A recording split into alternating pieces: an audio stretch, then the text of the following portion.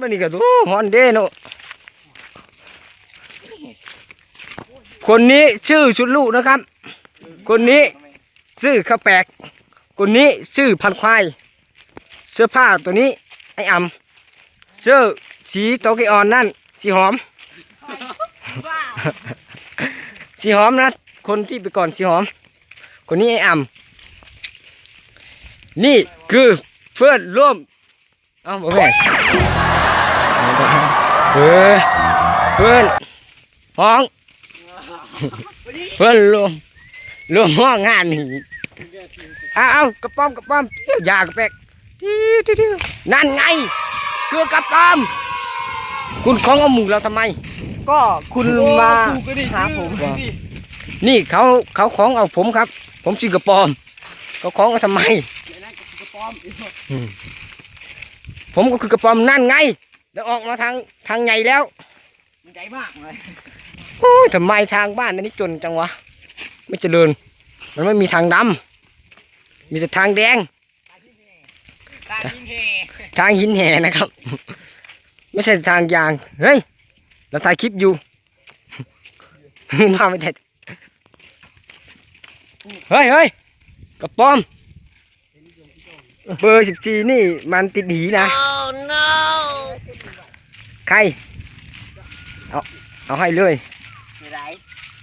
บ๊ายบายได้เลยบ้างได้แล้วได้เลยบ้างได้แล้วโอ้ไปแล้วมันไม่ยักไปคล้องเอาพับให้กูคล้องหน่อยใส่เขาได้พูดเลยตัวกูยิงไหมมือยิงมายิงนี่ไปก่อนกูเจอผมไม่ใช่มือกระงานนะผมเป็นมืองานนะผมผูกก็รับคุณเลยยิงยิงแม่แบบมีน้ำหนักยิงกูมีน้ำหนักเลยแปลวหั่นถูกแล้วถูกไหมจับกองเบิ้งมากูเฮ็ดจับกองเบิ้งเอามึงยิงได้มึงนี่กินมือไม่ดีใช้กระป๋อมเลยจักไปสิเลยโอ้ยตายเร็วดูนะครับท่านผู้ชมเขากำลังจะขึ้นทะยันใช่ทะยันไม่ต้องพูดสลันพูดทะยันเราต้องตอนนี้ทีมงานของเฮากำลังกลับขึ้นนะคุณจะเล่าหนาครับจะเล่าอันนี้ตัวงานนี่แหละงานตามบ่แม่นงานเบิกความมึงยับดิอันนั้นแหละจิตตัวเราเอาแล้วห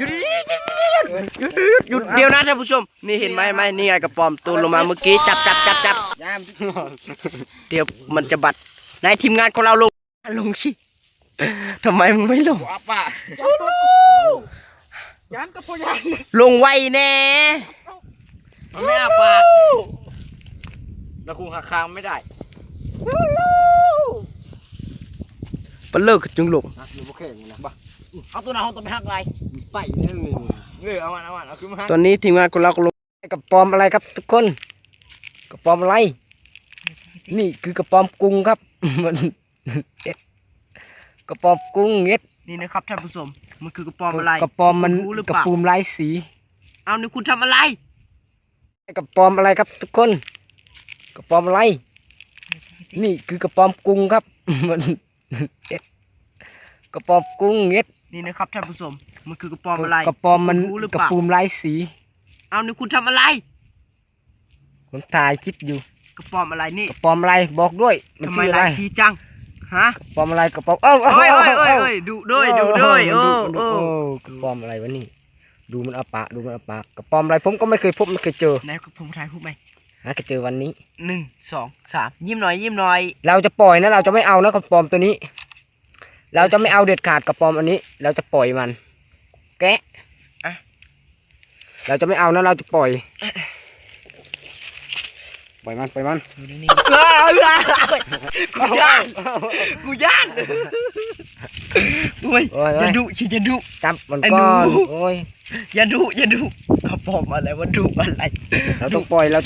กระปอมอะไรกระปอมมันมีสีแบบนี้สวยมากกระปอมที่แสนสวยที่สุดในโลกกูย่ามันครบเลยมันคือกระปอมกุ้งครับหรือว่าเรียกว่ากระปอมสีกระปอมหลายสีเขาพูดกระปอมหลายสีหรือว่ากระปอมกุ้งอะไรกระปอมไปแล้วนี่โอ้ดีๆนะถ้าไม่ใช่กระปอมกุ้งมันจะน้อยแบบนี้นะถ้ามันเป็นกระปอมธรรมดาอันนี้กระปอมธรรมดาคุณทำยังไงอันไม่คล้องอันนี้มันคือกระปอมกุ้งมันใหญ่กันเทียบไม่ได้กระปอมกุ้งเนาะเฮ้ยนี่นะกระปอมธรรมดามันดูดิเอามาเทียบหน่อยเอามาเทียบกันหน่อยจับมือมันหน่อยดูดิอะไรใหญ่อะไรน้อยเทียบกันอะไรใหญ่ถ้ากระปอมกุ้งมันจะใหญ่แต่กระปอมธรรมดามันจะน้อยห่างมาได้มึงกะโอ้ยาวสักตีเม็ดปล่อยเลยไหมปล่อยเอาไปปล่อยไปก็ถ่ายรูปมันปล่อยดิ